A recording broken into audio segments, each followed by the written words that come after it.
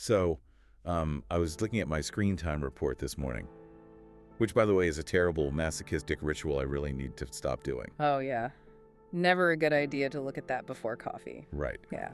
But I realized something pretty disturbing. A huge, embarrassing chunk of my week is just spent watching videos. And I don't mean watching like sitting down with popcorn for a movie. Yeah. I mean that glazed over infinite scroll state. The infinite scroll. You know exactly what you're doing, but you just can't stop. So exactly. You open the app to check one quick thing, and 40 minutes later, you're watching a guy in the woods build a swimming pool out of mud. The algorithm is very, very good at its job. It knows exactly what keeps your eyes glued to the screen. It is completely designed for passive consumption. Passive, yeah, that's exactly the word. It feels like I'm standing in front of an infinite vending machine and I just keep eating whatever candy bar falls out. But, and this is why we're here today, we have a stack of research and a really compelling guide in front of us that claims I am doing it all wrong. We really do. It claims that if we tweak how we use this platform, specifically if we stop being afraid of that subscribe button, we aren't just wasting time. We're actually tapping into one of the most powerful productivity and education tools ever invented. It is a massive shift in perspective. Most people just see YouTube as a distraction machine, but the material we are doing a deep dive into today argues that it's a completely misunderstood utility. If you use it correctly, it's not really social media. It's a custom-built global community hub. It's a career builder and essentially a free university all rolled into one. So the goal of our deep dive today is to unpack all of that, to explain how this platform actually works behind the scenes and why just passively watching videos is a huge missed opportunity for you. Right, because the key takeaway from our source material is that this university only works if you actively train it. Okay, well, let's unpack this university concept first, because I just play the skeptic here for a second. I hear YouTube is a university, and I think, yeah, okay, sure. But a university has a curriculum. It has structure. This app has clickbait and drama. Yeah, I hear you. Is this guide just using a fancy metaphor, or is there actually a real structural argument here? It is way more than a metaphor. The guide argues that the curriculum exists, but it's just decentralized. I mean, think about the barrier to entry for information. 10 or 15 years ago, if you wanted to learn a hard skill, Like what? say Python coding or complex digital marketing, or even language learning, you really only had two choices. You could pay thousands in tuition for a formal course, or you could buy a textbook that was probably already 2 years out of date the minute it was printed. Right. And textbooks are totally static. Exactly. And the source highlights this massive speed of information advantage. In tech especially, things change weekly. A video uploaded yesterday about a new software update is infinitely more valuable than a book written last year. Wow, yeah, that makes sense. The guide actually categorizes this under free education, and the scope is just staggering. It's not just how to tie a tie, it's full comprehensive courses. That's true. I've actually seen this firsthand. I fell down a rabbit hole recently of Excel tutorials. And these aren't just a quick, here's a trick video. There are channels that are structured literally like a semester-long course. Right. Level 101, then 102, then advanced formulas. Exactly. And it costs $0, Yeah. which is wild when you think about it. That is the democratization of competence that the text refers to. And it splits this into two main buckets. You have your hard skills, like the coding and Excel stuff you just mentioned, and then you have life skills. Which I think is the more surprising one. Because life skills usually feel like something your parents are supposed to teach you. But the guide lists things like cooking, fitness routines, personal development. Yeah, sourdough baking is kind of the cliche example now, but think about the real implications here. If you want to get fit, the old model was you buy an expensive gym membership or you hire a private trainer. The new model is you find a professional trainer online who uploads 3 times a week. You have world-class experts giving away their methodology completely for free. The guide argues that if you aren't tapping into this, you are ignoring a resource that people 20 years ago would have absolutely killed for. Here is where it gets really interesting for me. The source doesn't just stop at learning a skill. It talks about career impact in a way I hadn't really considered before. It positions the platform as a window into the economy itself. This is a really crucial distinction in the text. It's the difference between learning how to do a job and seeing what the job actually looks like on a daily basis. Yeah. The guide calls this the digital entrepreneur insight because the people making these videos, they're often running actual businesses. When you watch a graphic designer explain their workflow, you aren't just learning Photoshop. You're seeing the whole business model. Precisely. You are seeing how they talk to clients, how they price their work, how they structure their day. It's basically an apprenticeship. You're looking over their shoulder. Exactly, and the text points out that this is a two-way street. The platform has created millions of these digital entrepreneurs. So for you listening, engaging with this content isn't just passive learning, it's market research. You are participating in a decentralized economy just by watching. Okay, so the potential is definitely there. Mm-hmm. We have this digital library of Alexandria right in our pockets. But this brings me back to my vending machine problem. The mud swimming pools. The mud swimming pools. The library is messy, it's loud, and if I just open the app right now, I'm not seeing Python tutorials, I'm seeing whatever happens to be trending. How do we fix the noise? This is where we have to dive into the mechanics, the algorithm. People talk about the algorithm like it's this mysterious, all-knowing deity. But the source breaks it down into very simple inputs. It says the algorithm learns from you. Okay. But, and this is the part most people completely missed, it prioritizes different inputs differently. I just assumed it looks at what I click, right? That is part of it. It definitely tracks watch time and likes and comments.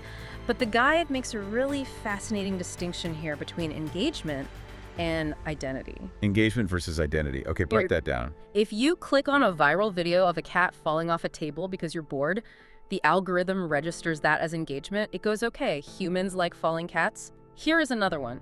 And suddenly my entire feed is nothing but clumsy cats. Exactly. You have signaled a fleeting interest, but subscribing that is an identity signal. When you hit that subscribe button, you are telling the machine, this is who I am, this is what I value long term. Oh, wow. The text argues that by not subscribing, you are essentially forcing the algorithm to guess what you want based on your worst, most impulsive habits. That cuts deep. So by not actively curating, I'm basically letting my lizard brain design my news feed. In a nutshell, yes. The guide uses the term personal content library. Without subscriptions, you are relying entirely on the home feed, which is just the algorithm throwing spaghetti at the wall to see what sticks. It's total chaos. Yeah, it really is. But the subscriptions feed, that is a chronological curated list of only the creators you explicitly chose.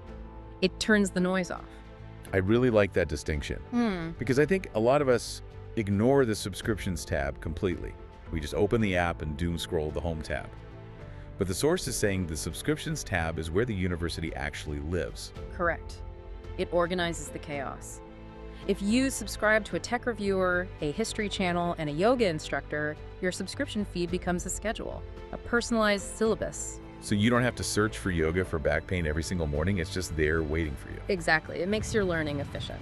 Okay, but what about the notification bell? Because I have to be brutally honest here. The idea of adding more notifications to my phone makes me want to throw it in the river. I am right there with you. Notification fatigue is very real. But the guide argues for a highly selective use of the bell. It reframes it not as an alert for random content, but as a tool for time-sensitive utility. Time-sensitive, give me an example of that. Think about breaking news, or a live market analysis if you're into finance, or a massive product launch. If you are following a channel that does live coding boot camps, that notification isn't spam, it's a class bell. A class bell. Yeah. It's telling you the professor is in the room right now. The advice here is to leave notifications off for 90% of things, but turn them on for the specific things that have real-time value. I really like that. It completely changes the context from an annoyance to an opportunity. But here is where the deep dive gets really interesting, or maybe confusing is the better word. The myths. The myths. The force spends a good amount of time busting these myths because apparently a massive amount of people are actually afraid to hit subscribe. It is surprisingly common, and when you dig into the psychology, it makes total sense. The guide identifies the absolute biggest barrier as the money myth. Yeah, let's clear this up right now because I think this is a generational thing or maybe just a massive terminology failure. It is absolutely a terminology failure. Think about the word subscribe in the real physical world. If you subscribe to a magazine, you get a bill. If you subscribe to a streaming service, you get a monthly charge on your credit card. Right. We've been conditioned by legacy media to equate the word subscribe with an invoice. Exactly. Money leaves your bank account. Yeah. But on this platform, subscribe is just a legacy term that actually just means follow. It is completely 100% free. No hidden fees. None. The source is very emphatic about this because this single misunderstanding prevents so many users from curating their feeds. They think there's a catch. There is also that persistent confusion between subscribing and joining a channel. right? Yeah. Because some channels do have those join buttons for paid memberships now. Yes, and that definitely adds to the confusion. But the text explicitly clarifies this. Joining is a paid perk for extra content. Subscribing is just bookmarking. You never, ever have to pay to subscribe. Okay, what about the privacy angle? That's another big fear the source tackles. I think people get nervous that if they subscribe to something, let's say a little out there, like a channel about conspiracy theories or maybe just a really dorky hobby, that everyone is going to know about it. It's the fear of public judgment. Will my boss see that I subscribe to a channel about competitive heavy metal knitting? Competitive heavy metal knitting. Competitive heavy metal knitting. That sounds incredible, by the way. I hope that exists. I'm sure it does somewhere. But the expert advice from the text is very reassuring here. Your subscriptions can be kept completely private. Oh, really? Yes. In fact, for most users, they are private by default now. You are not broadcasting your viewing habits to the world unless you actively go into your settings and choose to make them public. It's a personal curation tool, not a public declaration. Good to know. And the spam factor. Will it spam my email? Because that's the other thing subscribe usually implies. A totally cluttered inbox. That is another fear the text addresses directly. You control the notifications entirely. You can subscribe to 1,000 channels and never get a single email or push notification if you just keep them turned off. So you really are in control. The source really wants to drive home the point that the user is in the driver's seat. It literally says you control your experience. You can unsubscribe at any time. You can mark videos as not interested. You hold all the cards. So it's safe. The source is basically saying there's absolutely nothing harmful about engaging responsibly. Correct. It's a very low-risk, high-reward action. You lose nothing. No money, no privacy. Yeah. But you gain organization and you give better data to the algorithm so it can actually serve you. Okay, so we've established it's a free university, and we've established that subscribing is the safe way to organize that university without paying tuition or giving up our privacy. But let's look at the other side of the coin for a minute. The ecosystem itself. Right, the creator side. Because the source talks heavily about this symbiotic relationship between the viewer and the creator. This is where we connect your individual experience to the bigger global picture. We often think of ourselves as just passive consumers. We take the free content and we leave. But the text argues that by subscribing, you are actively participating in a value exchange. Right. I get the free knowledge and the creator gets what exactly? Just a vanity metric. It's way more than vanity. It's actual currency in this digital economy. The source details specific creator metrics that are impacted. Subscriptions increase a channel's overall credibility, sure, but it also signals to the platform that this specific content is valuable. Which helps them reach their monetization goals. Exactly. It literally encourages and funds the production of higher quality content. So by just hitting that free button, I'm actually helping ensure that the person making this content can afford to keep making it. You are. Think about the niche educational channels. The guy teaching advanced physics or the woman teaching sustainable urban gardening. They aren't getting millions of views like a massive pop star. They rely on a loyal subscriber base to signal value to the algorithm. That makes a lot of sense. The text notes that for small creators especially, every single subscription matters. It's essentially a vote.